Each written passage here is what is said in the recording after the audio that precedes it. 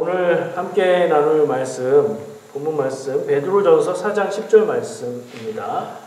베드로전서 4장 10절 말씀 우리 같이 한 목소리로 봉독하겠습니다. 각각 은사를 받은 대로 하나님의 여러 가지 은혜를 맡은 선한 청지기 같이 서로 봉사하라. 아멘. 자, 이제 아까 말씀드린 대로 하늘가족교회 이기영 목사님 나오셔서 우리 교회를 위해서 특별히 기도하면서 준비해 주신 은혜의 말씀 같이 나누도록 하겠습니다.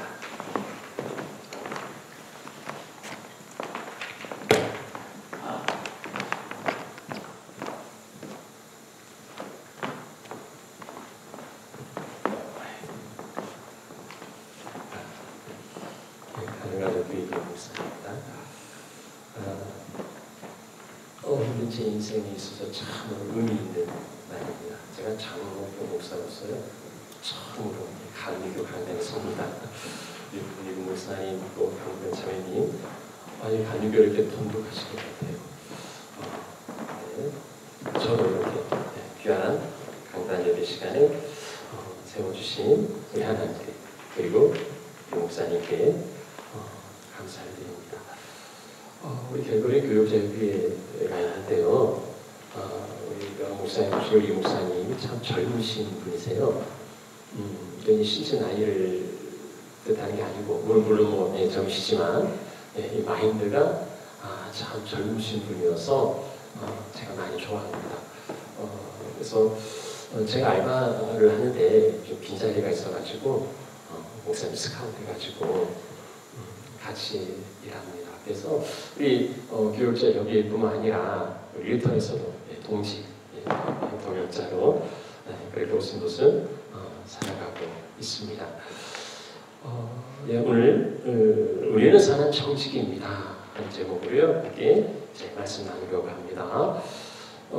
저는 이제 삶의 현장을 체험하면서 알바를 하면서 많은 사람들이 아둥바둥 살아가는 모습들을 봅니다.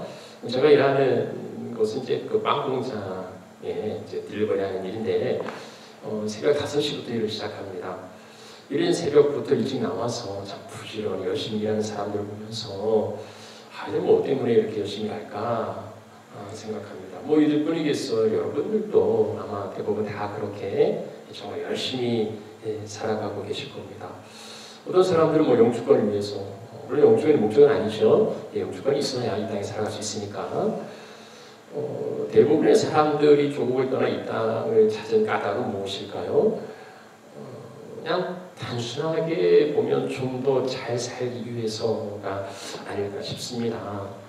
그러니까 조금 쉽게 이야기하면 먹고 살기 위해서, 요즘은 먹사니즘이라고 이야기하더라고요. 다 먹고 살기 위해서 하는 일이라고 이야기합니다.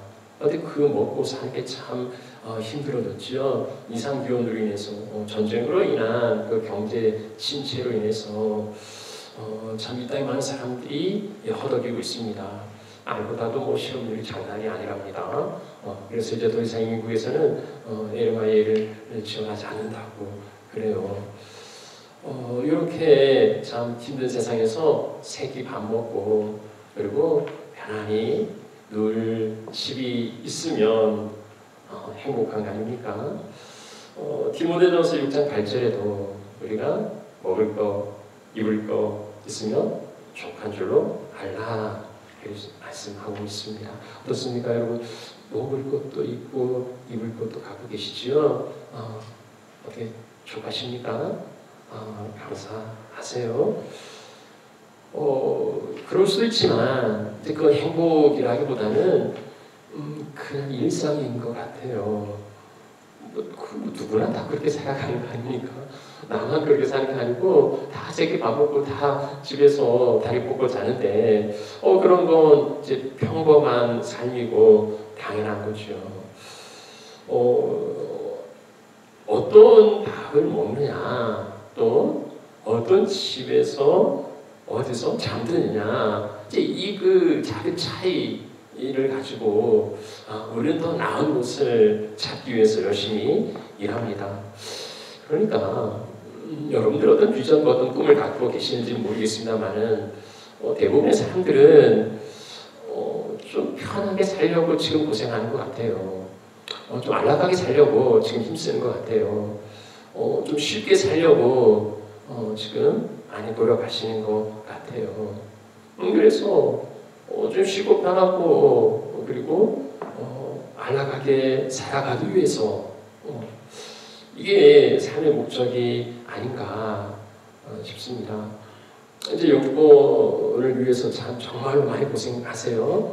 이제 영주권을 받고 나면 이제 그 다음에는 이제 죽어죠. 죽어. 그래서 이제 죽어의 안정을 추구합니다. 지금 전쟁 중에 있는 그 가자지구나 아니면 저 레바논, 시리아 사람들을 보면 지금 우리는 천국에 살아가죠. 근데 우리는 그 사람들을 그 뉴스로 가끔 봅니다. 그리고 우리가 늘 일상 바라보는 사람들은 내 주변의 사람들이에요. 내 주변의 사람들을 바라보면 다 나보다 잘 사는 것 같아요. 그러다 보니까 내 삶에 그닥 감사도 만족도 없는 것 같습니다. 그렇다고 큰 욕심 부리는 건 아니고 그냥 조금만 나아졌으면 좋겠다. 그렇게 생각들 하죠. 저는 오래되고 낡은 그 공동주택에 삽니다. 이전에도 콘도에 살았는데 이전보다 나아진 건 뭐냐면 방이 3개예요. 그래서 우리 식구들이 다 방 하나씩 차지할 수가 있고요. 이건 좋아요. 근데 좀 불편한 점도 있어요. 전혀 화장실이 2개였는데 하나예요. 그러다 보니까 아주 불편해요. 로드리가 없으니까 이 세탁실이 공용이다 보니까 이걸 한 개 쓰는 것도 왠지 좀 그림직하고 좀 불편합니다. 주차장에 아웃도어에 있어요. 이제 겨울이 오면 그 불편함을 감내해야 됩니다. 그래서 저의 작은 꿈이라면, 작은 비전이라면 화장실 하나 더 있고 세탁실이 있고 그리고 가라지가 있는 집으로 좀 이사가면 좋겠다. 이렇게 말하면 이건 가정입니다. 제가 그렇다는 게 아니고 이런 생각을 가진다면 어떻습니까?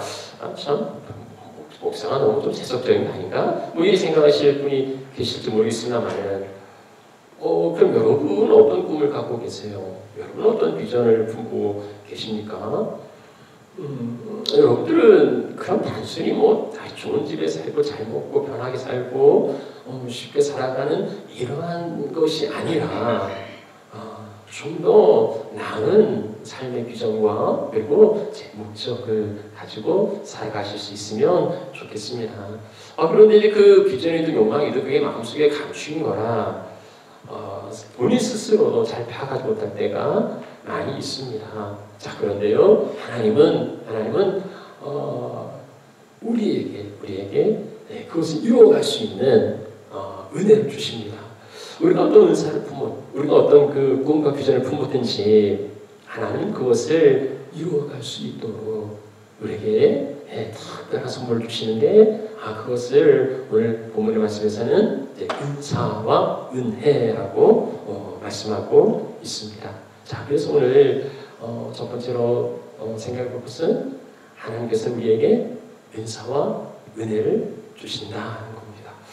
자, 우리 오늘 이게 본문의 말씀인데 짧은 말씀이니까는요. 우리 본문 10절 말씀 보면 각각 은사를 받은 대로 하나님의 여러 가지 은혜를 맡은 이렇게 나옵니다. 하나님 우리 각자에게 은사를 주시고요. 또 우리 모든 사람들에게 은혜를 베풀어 주십니다. 은사는 하나님의 선물이라는 뜻이 있습니다. 그렇게 하나님 주신 거예요. 그리고 우리 갖고 있는 것 중에 하나님이 주시지 않은 것은 아무것도 없습니다. 그렇게 생각하면 은사의 범위는 참 넓어요. 우리가 은사하면 무슨 예언이나 신유, 방언 이런 것을 생각하실 수도 있겠지만은 그러나 은사는요 이렇게 하나님 주신 선물 이런 관점에서 본다면 우리의 재능도 아니면 우리의 건강도 우리의 재물도 심지어 우리의 자녀도 다 은사라 볼 수 있을 겁니다. 그래서 하나님 우리에게 은사를 베풀어 주세요. 하나님 우리에게 주시는데 자 그럼 여러분들은 어떤 은사를 어떤 은사를 받고 싶으세요? 하나님 딱 한 가지를 주겠다 하시면 여러분들은 어떤 은사를 구하시겠습니까? 제가 여러분들이라면요, 제가 여러분이라면 돈 버는 은사를 좀 달라고 할 것 같습니다. 여러분 돈 버는 은사를 가진 사람 있습니까? 어떤 사람은요, 되는 것마다, 손대는 것마다 대박 나는 사람이 있어요. 근데 어떤 사람은 정말 열심히 일하는데, 정말 성실하게 일하는데 늘 그저 그런 사람도 있습니다. 제가 어떤 사람 돈이 보인다고 그러더라고요. 혹시 여러분 중에 돈이 보이는 분이 계세요? 이 길거리 떨어진 거 말고 그런 푼돈 말고 이 돈이 이렇게 막 이렇게 쌓이는 게 보인다고 합니다. 돈이 보이면 그냥 가서 주기만 하면 되는 거예요. 근데 돈 버는 게 너무 싫은 겁니다. 어떤 사람 정말로 가서 돈을 주는데 어떤 사람 다 죽고 하나도 그 자리에 들어가서 망하는 사람들도 있잖아요. 그러니까 돈 버는 게 은사다. 그런 은사가 있나?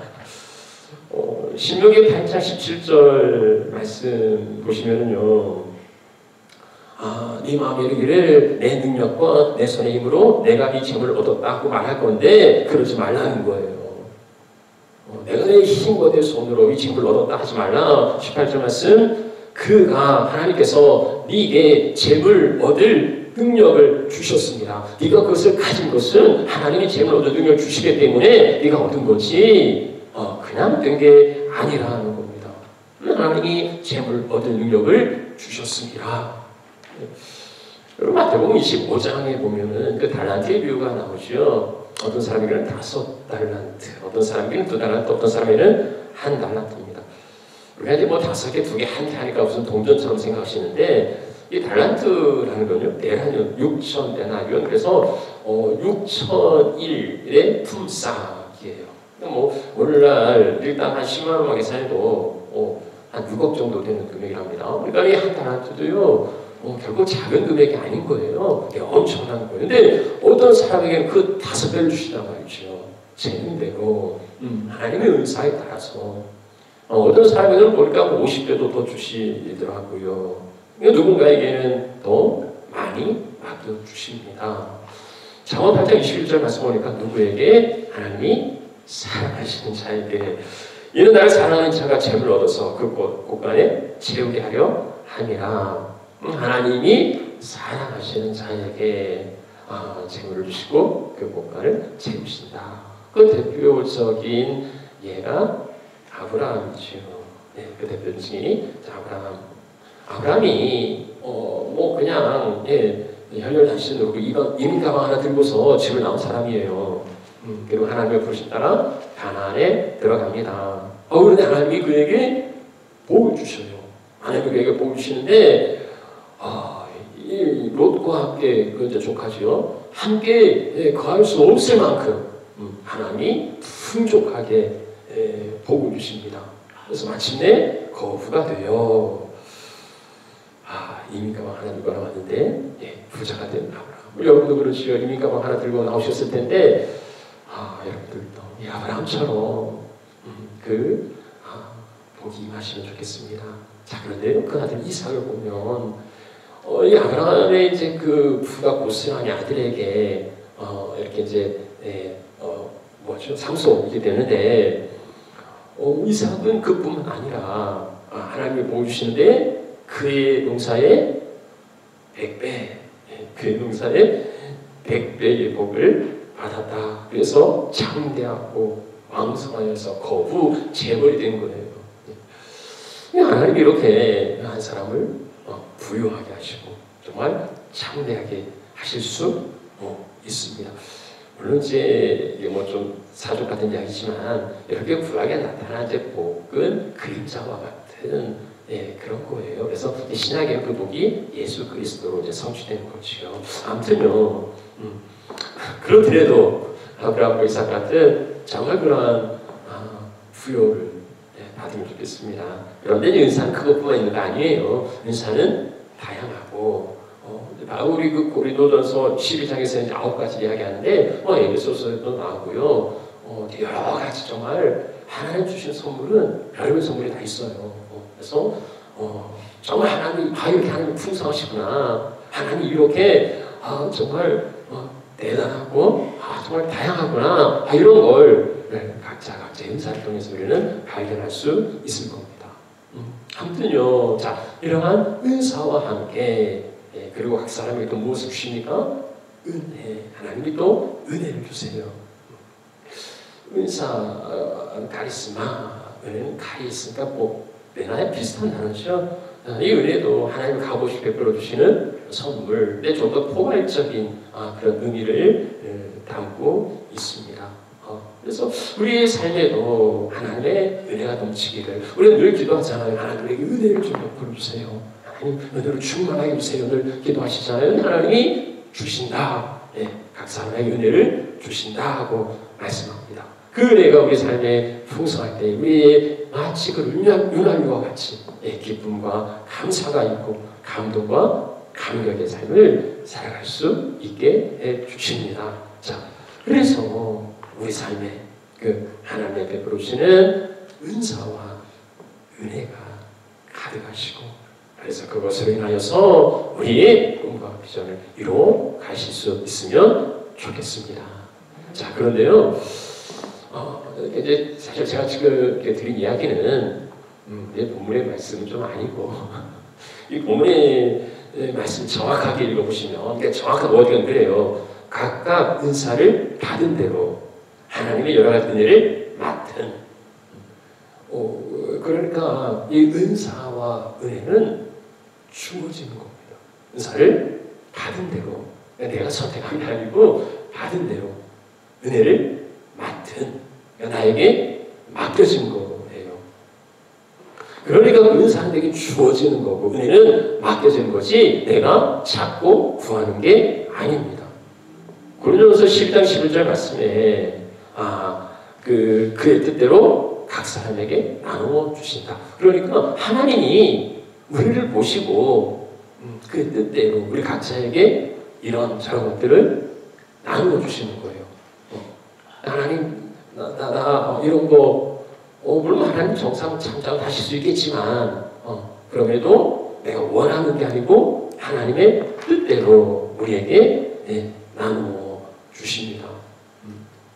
이건요, 하나님이 나에게 나눠 주신다는 건 뭐냐면 나 받은 게 없는데요. 이리 말하실지 모르겠지만 그건 찾아가지 않으신 거예요.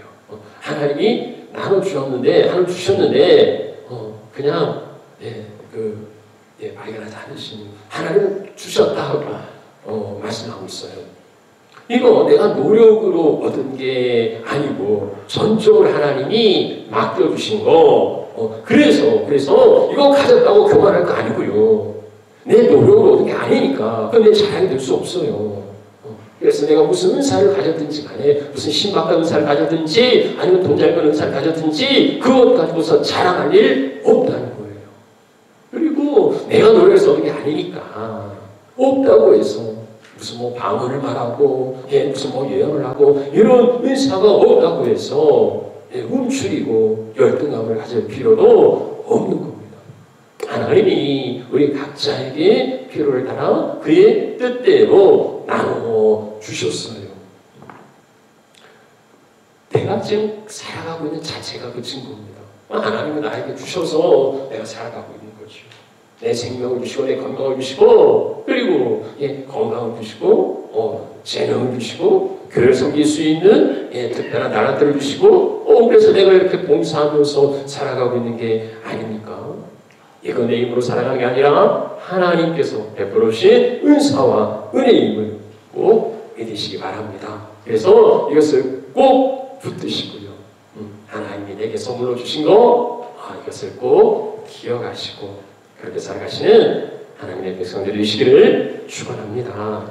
자, 이번에는 이제 여러분들 보겠습니다. 그럼 두 번째는요, 그 은사와 은혜를 받은 여러분들은 어떻게 살아가십니까? 하나님 모든 사람들에게 빠짐없이 다 각자 그 뜻대로 은사를 주시고 은혜를 주셨어요. 자, 그러면 여러분들은요, 이 본문을 드러내기 위해서 이제 본문에 없는 그 두 부류의 사람들을 좀 다른 곳에서 좀 끌어올까 싶어요. 이제 세 부류의 사람들을 소개할 건데요. 첫 번째 사람은 누가복음 12장에 나오는 우리는 그 사람을 그 어리석은 부자라 그렇게 말합니다. 어리석은 부자예요. 이미 부자예요. 그런데 이 농사를 했는데 풍년 대풍이 들었습니다.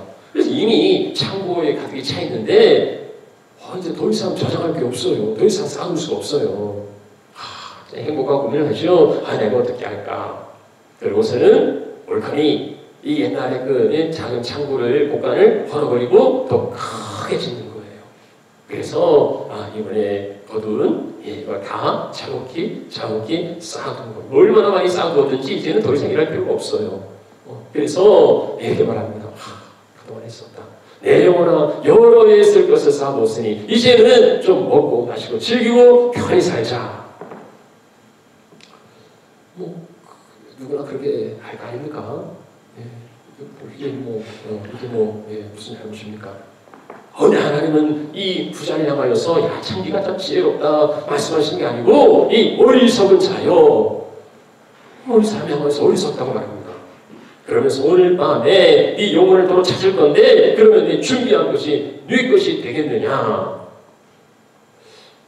하나님이 저는 그동안 고생하고 고집감네 이제 좀 편히 살까 했더니 그동안 정말 수고하고 고생해서 이제 좀 편히 살만하는데 왜 하나님 하필 네가 네 영혼을 오늘 밤에 내가 도로 찾아야 되겠다 말씀하십니까?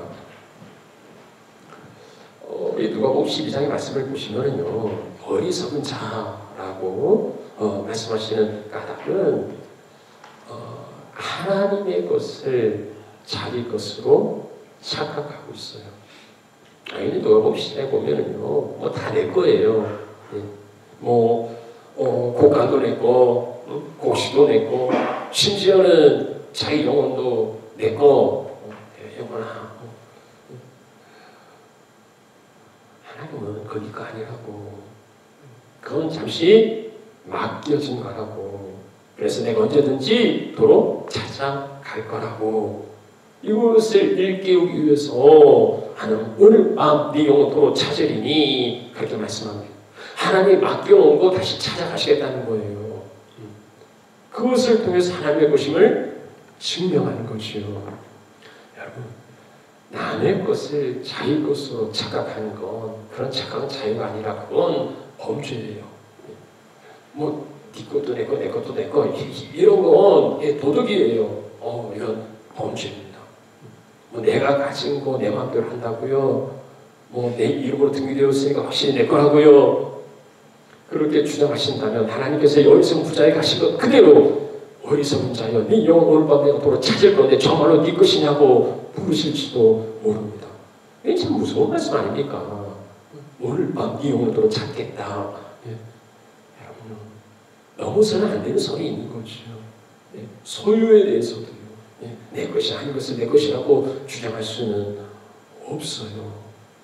그렇다면 이 하나님께서 내게 은혜를 주시고 은사를 주셔서 이렇게 많은 것들을 내 삶에 허락해 주셨는데 그것이 은혜로 은사로 맡겨진 것을 기억하시고 이 소유권을 착각하는 어리석은 자들이 되지 않았으면 좋겠습니다.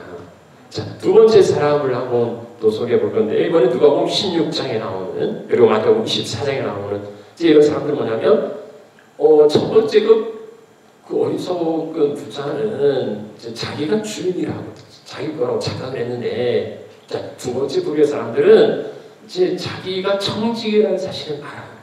자기가 종이라는 걸 알아요. 그런데 불의한 사람들입니다.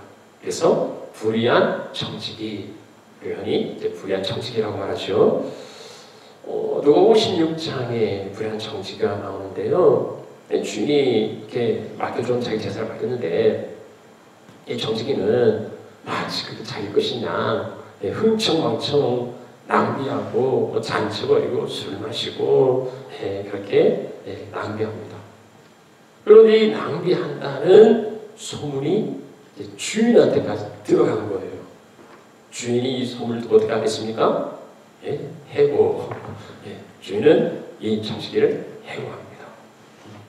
아는 것을 주인 뜻대로 과유하지 않고 자기 마음대로 멋대로 사용한 이 사람 우리는 불의한 청지기라 그렇게 말합니다. 마태복음 24장에도 그런 사람이 나와요. 주인이 이제 자기의 제사를 맡기고 멀리 이렇게 떠났으면 출타했습니다.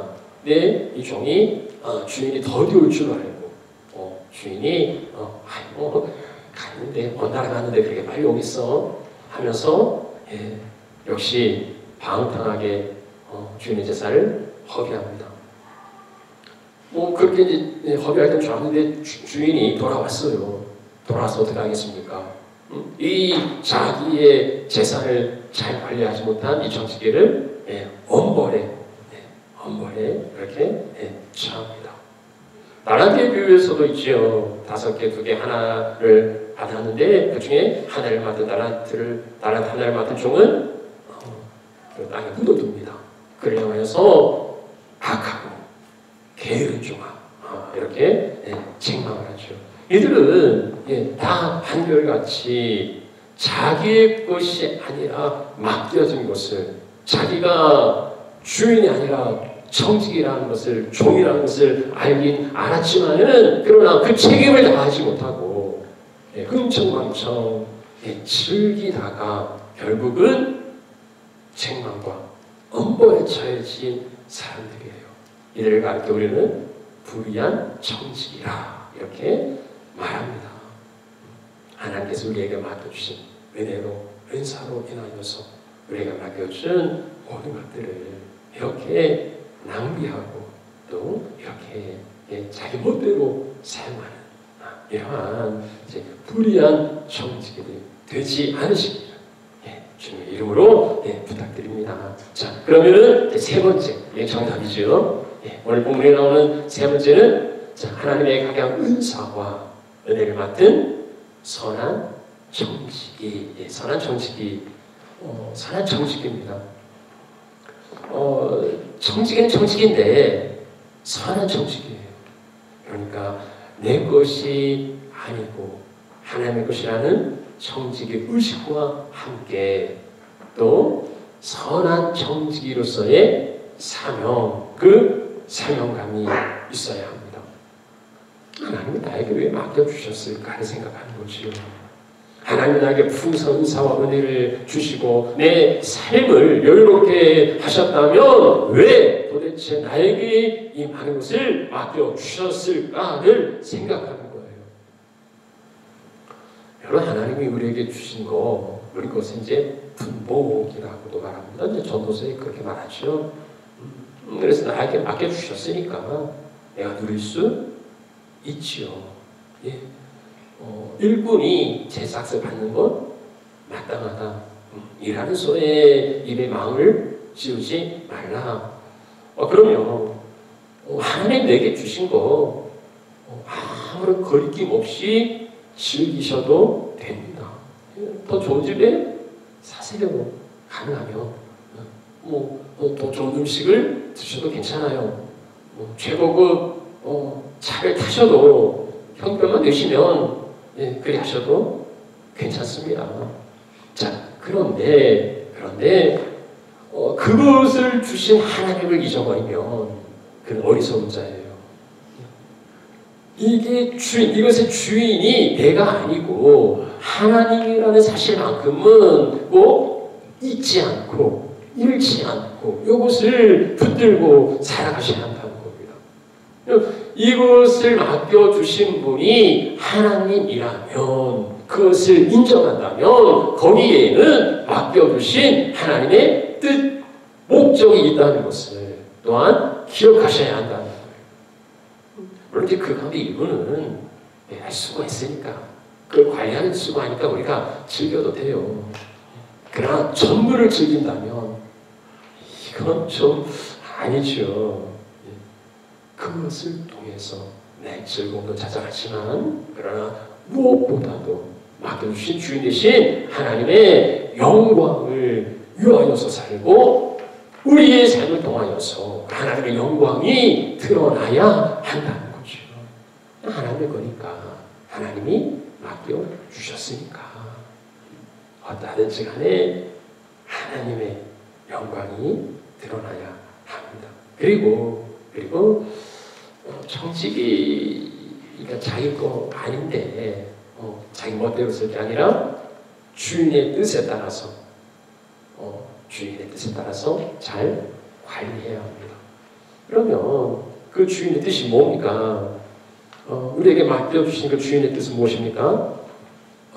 그건 독식이 아니고 쌓아둔 게 아니라 나누는 거예요. 하나님 우리에게 많은 것을 주신 까닭은 너무도 잘 먹고 잘 살아라, 대대손손 잘 살아라가 아니라 이걸 가지고 베풀고 섬기고 나누라. 그럴 때에 하나님의 영광이 거기에 나타난다 하는 거예요. 누가복음 12장 42절에 그렇게 말합니다. 주께서 이르시되 지혜 있고 진실한 정직이가 되어 주인에게 그 집 종들을 따라 때를 따라 양식을 나눠줄 자가 누구냐? 그 집 종들을 맡아서 때를 따라 양식을 나눠줄 사람, 그가 정직이에요. 나를 통해서 하나님이 나에게 많은 것을 주신 것은 나를 통하여서 하나님의 주신 그 은혜가 흘러가게 나누어지게 하시기 위해서라는 겁니다. 그 주인의 뜻대로 살아가는 그가 사는 정직입니다. 여러분요, 남의 것 갖고 선심 쓴다 이런 이야기가 있죠. 남의 것 가지고 선심 쓰는 게 어렵습니까? 그건 쉬워요. 남의 것 가지고 기분 내는 게 뭐 어려워요. 내 것은 아까워서 못 나누지만 남의 건요 얼마든지 기분 좋게 넉넉하게 인심을 베풀 수 있습니다. 남의 건 큰 문제 없어요. 나에게 있는 것을 나눌 때에 이게 아깝다는 생각이 드신다면 그건 내 거라고 착각하고 있기 때문입니다.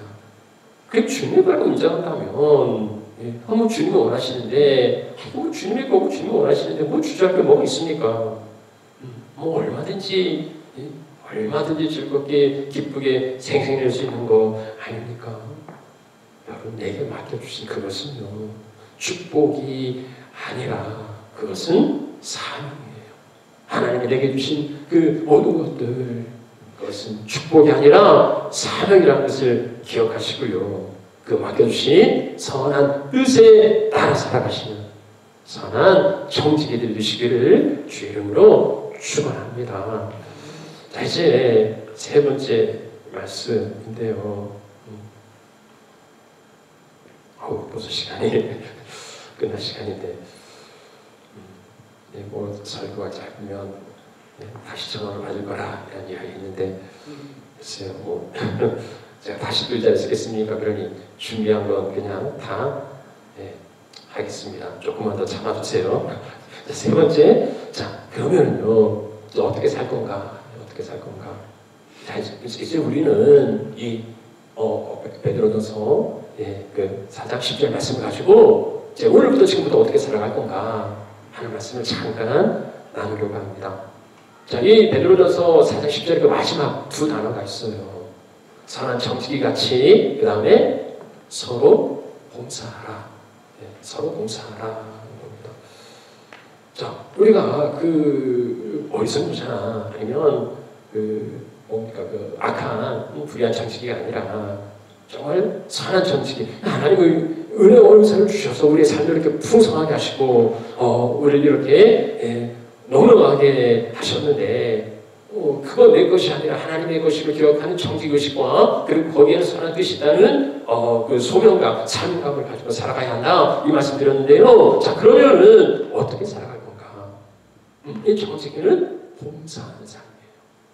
여러분 정직은 종이에요. 관리자예요. 그는 봉사자입니다. 그리스도에 있어서 봉사는 대단한 거 아니고요. 그것은 당연한 거예요. 우리가 섬기는 것은 그것은 마땅한 겁니다. 자기가 뭐 주인이냐, 손 하나 까딱 안 하고 넓고 먹으려는 이건 악하고 게으른 종이에요. 뭐 조금 섬긴다고 뭐 생색내고 뭐 하나 달라고 뭐 투정 부리는 그건 본질과 사명감을 잃어버렸기 때문입니다. 이제 또 연말이 다가오고 그럼 또 내년에 이제 또 새로운 직분자를 세워야 되고 올해까지만 하고 내년에는 뭐 안 하고 여기는 뭐 그런 분들이 안 계시겠지만 제 교회마다도 그런 분들이 있어요. 본지 내가 누군지를 망각했기 때문입니다. 여러분 그리스도인들은 세상적인 세속적인 가치관을 가지고 살아가는 게 아니지 않습니까? 우리 이 지점에서 세상과 다른 그런 가치관을 가집니다. 세상 사람들은요, 돈 많이 벌어서 뭐합니까? 일꾼 고용하지요. 그래서 청지기 고용해서 자기 할 일을 대신 맡기는 겁니다. 그래서 뭐 가정부도 드리고, 뭐 정서부도 드리고, 뭐 기사도 드리고, 뭐 해서 자기 할 일을 다 맡기는 거 아닙니까? 왜요? 편하고 즐겁게 살고 그러는 것이요. 어리석은 부자처럼 자 이제 쌓아뒀으니까 지금부터는 좀 편하게 즐기고 먹고 놀자고 하는 거예요. 그러나 우리는 달라요. 우리 의식은 청직이지요. 우리는요 청직이라고 하나님의 종임을 자처하는 사람들이에요. 우리는 하나님의 종이에요. 우리는 하나님의 것을 맡은 사람들입니다. 하나님의 맡겨주신 것을 소비하는 양락으로 용으로 그냥 써버리는 이런 사람들이 아니라 하나님 내게 맡겨주신 것을 관리하는 청직이라는 말씀이지요. 청지기의 기쁨은 어디에 있습니까? 청지기는요 그냥 아무것도 안 하고 청지기인데 아무것도 안 하고 놀고 먹는 데서 기쁨을 찾습니까? 아니에요. 그렇지 않아요. 맡겨준 일을 잘 관리하는 데 기쁨이 있는 거죠.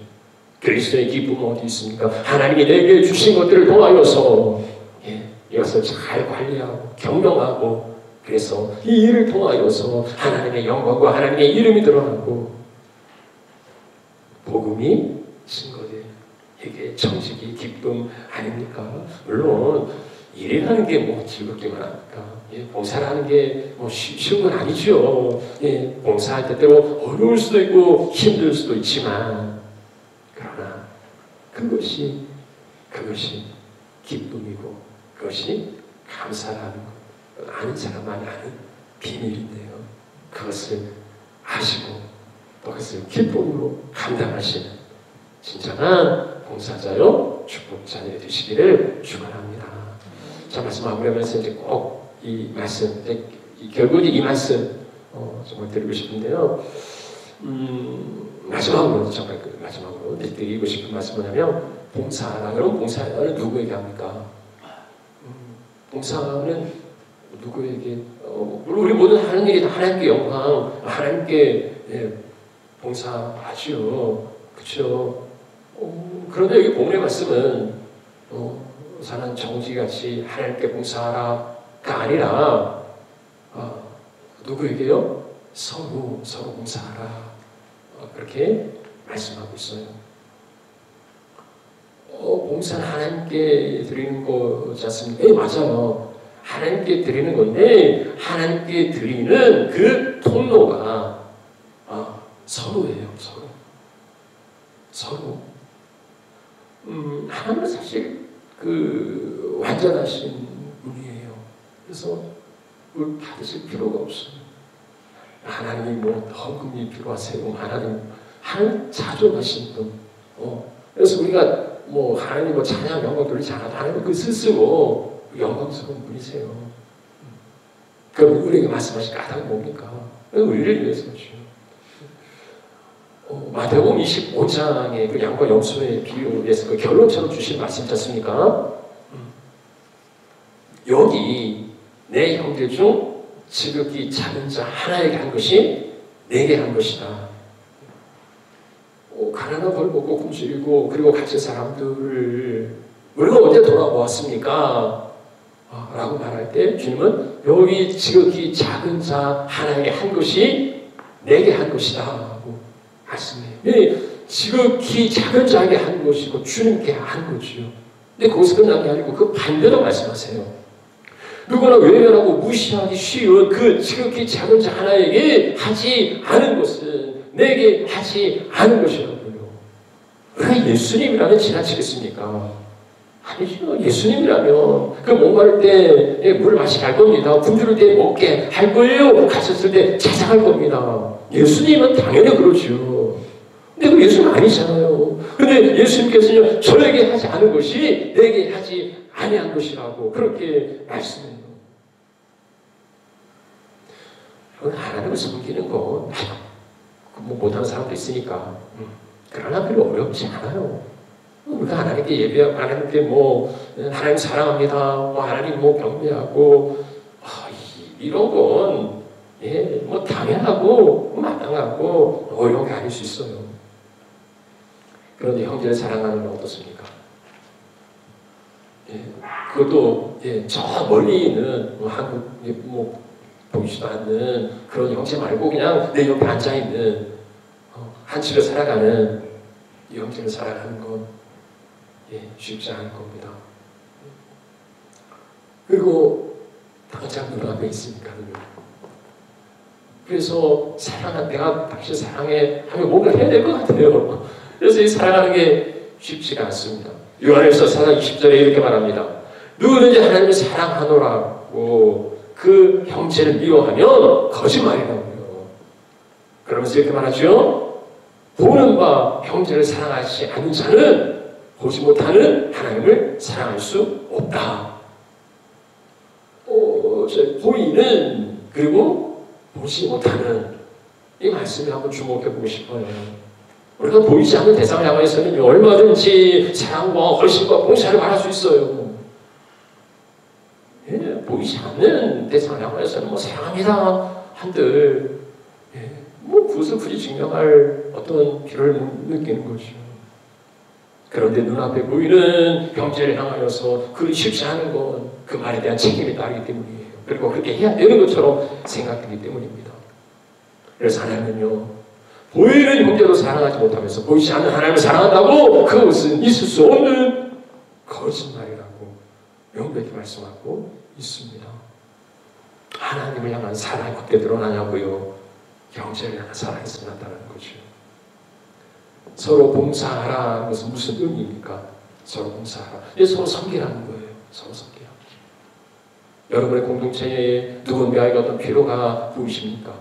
그래서 그를 위해서 기도하십니까? 하나님, 저 사람 아픈데 빨리 낫게 해주세요. 하나님의 대책은 뭡니까? 그렇게 기도한 그 사람이에요. 그게 아무에게나 보이지 않아요. 여러분 눈이 있다고 다 볼 수 있는 거 아니잖아요. 이렇게 같이 공동체를 살아도 그 필요가 다 보이지 않아요. 근데 누군가에는 주로 그게 보인단 말이죠. 하나님이 보게 하신 거죠. 그거 보지 않으시면 눈을 감고 사셔야 됩니다. 근데 하나님이 보게 하시는 말이에요. 하나님 그 사람의 은혜를 베풀어 주시고 그 사람의 필요를 채워주시고 그렇게 기도하시면 하나님이 그에게 이렇게 응답하실 거예요. 그래, 내가 너에게 베풀라고 너에게 풍성하게 채워줬잖아. 네가 해라 하는 거죠. 서로 봉사하라. 우리가 봉사하는 걸 뭐 대단하고 거대한 어떤 것으로 생각하시고 그래서 해도 그만 안 해도 그만 그렇게 생각하실지 모르겠지만 아니요, 서로 지금 이 작은 삶의 자리에서부터 그것을 시작해야 된다는 거. 여러분요, 이 말씀이 그냥 세상을 감싸고 우리끼리 그냥 오손도손하게 살아가자 그 얘기가 아니고요. 말씀을 두리뭉실하게 추상적으로 보지 말고 구체화하고 실제화하고 여기서부터 시작하자는 거예요. 하나님의 사랑이 가장 증거되고 보여지고 나타나야 될 삶의 자리는 어디입니까? 공동체예요. 공동체예요. 요한복음 13장에 새 계명을 주노니 뭡니까? 서로 사랑하라 하는 거죠. 내가 너희를 사랑한 것 같이 너희도 서로 사랑하라. 이것이 하나님 우리에게 주신 새 계명이에요. 모든 계명을 이 하나로 그렇게 요약할 수 있는 새 계명이죠. 너희가 서로 사랑하라. 그러면 내가 영광 받는다. 물론 하나님 영광 받으시죠. 그러면 너희가 서로 사랑하면 이로써 모든 사람이 너희가 내 제자인 줄 아니라. 복음이 증거되는 건 뭡니까? 예수 믿으세요. 물론 그렇게 해서 복음이 증거됩니다. 그러나 우리가 주님의 제자라는 거야. 저 사람들 예수 믿네. 저 사람들 정말 예수 믿는 사람들이네. 예수 믿으면 저렇구나. 그 제자됨이 말의 증거보다 더 강력한 게 아닙니까? 쥐들도 사랑하지 못하면서 세상을 향하여서 하나님이 당신을 사랑하신, 이게 말이 되는 이야기입니까? 웃기는 이야기죠. 그래서 친절한 금자씨가 그렇게 말하죠. 너무나 잘하세요. 니들부터 서로 사랑하고, 우리를 사랑하니 뭐니 뭐 그래야지. 지들도 사랑하지 못하면서 뭘 우리를 향해서 사랑한다고 그러냐고. 그 사랑이시던가요? 여러분 혹시 그런 소문 들어보셨어요? 갤거리에 어느 교회가 정말 뜨겁게 서로 사랑한다더라. 이런 이야기 들어보신 적 있습니까? 웃으신 거 보니까 아마 우리 하나가족 교회도 안 되는 모양입니다만은, 그럼 여러분들이 하셔야죠. 여러분들이 하셔야죠. 여기 빈자리가 많이 있습니다만은, 어떻습니까, 여러분? 여러분이 빈자리를 다 좀 채우실 수 있으면 좋겠어요. 가능하시겠습니까? 왜 못해요? 가능하죠. 가능하시는데, 근데 이 빈자리가 다 찬다 해서 하나님이 영광 받으시고 좋아하실까요? 그러실 수도 있고 아닐 수도 있을 겁니다. 교회는 사람 모으는 게 아니니까요. 교회는 사람 숫자 많이 부르다가 재능이 아니니까. 그럴 수도 있고 아닐 수도 있어요. 그런데 이 자리를 못 채우셔도 지금 우리가 해야 되는 건 뭡니까? 서로 봉사하라. 서로 섬기는 것. 그게 교회예요. 사람이 얼마가 있든지 없든지 주님이 그거 보시겠습니까? 그러나 주님이 보시는 걸로 그 사람이 정말 그리스도인인지, 정말 그들이 하나님의 사랑을 넘치도록 풍성하게 맡겨주었는데, 그거 가지고서 정말 서로 사랑함으로 이들이 내 제자라고 하나님의 백성이라는 것을 드러내고 있는지를 주님이 기대하시고 주님이 그것을 찾을 거란 말입니다. 없는 것 가지고서 봉사로 섬기라고 하지 않아요. 그러면 안 되죠. 없는데 뭘 가지고 하라고요? 그러면 안 되죠. 하나님이 우리에게 없는 것 가지고 섬기라고 하신 게 아니고요. 많은 은사를 주시고 많은 은혜를 주셨잖아요. 맡겨주셨단 말이죠. 하나님이 풍성하게 내게 맡겨주신 그것 가지고서, 그건 하나님 거예요. 거기에 내 목도 있지요. 그러나 거기에는 이웃의 몫이 분명히 들어있습니다. 하나님이 내게 주신 것, 거기에 하나님의 몫이 있고 또한 이웃의 몫이, 형제의 몫이 있습니다. 남의 것 가지고 생생낸다는데요. 주님의 것 가지고 내가 생생낸들 그게 뭐 어렵다 할 수 있습니까? 그 몫은 주님, 하나님의 것은 하나님께, 그리고 형제의 몫은 형제에게, 그렇게 당연히 섬기시는. 그래서 우리 갤거리에서 정말 뜨겁게 사는 제자들이 저기 있다. 널리 소문난 우리 갤거리 제일감리교회 우리 성도님들이 다 되시길 주님의 이름으로 축원합니다. 축복합니다.